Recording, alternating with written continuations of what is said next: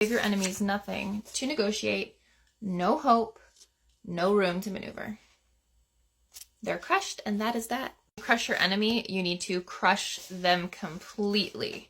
You must crush your enemy totally. Because if one ember is left alight, no matter how dimly it smolders, a fire will eventually break out. You know, when you watch a movie and then the hero like leaves the bad guy still breathing or doesn't check if they're actually dead when the killer gets knocked down, etc., always regret it.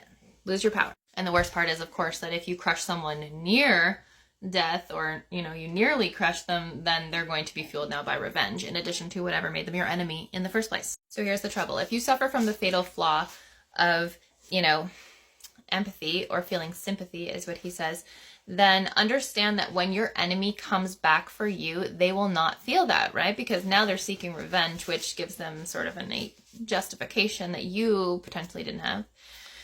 This is a good quote. It says, this is the fate that faces all of us when we sympathize with our enemies, when pity or the hope of reconciliation makes us pull back from doing away with them.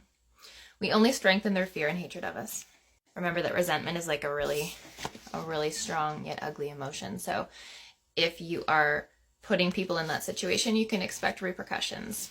I mean, I guess you could just also not be horrible to people, and then you wouldn't have to deal with that. But if you succeed and you have power, but you've only gained it by suppressing an enemy and not destroying them, then your power is tentative and you won't feel secure in it, which will probably cause a domino effect, which will result in you losing your power. He says, just be realistic and destroy your enemies. And if you need some inspiration, it says, the solution is simple. Allow your enemies no options. Annihilate them and their territory is yours to carve.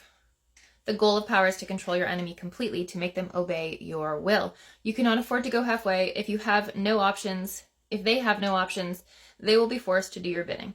This law has applications far beyond the battlefield because negotiation is the insidious viper that will eat away at your victory.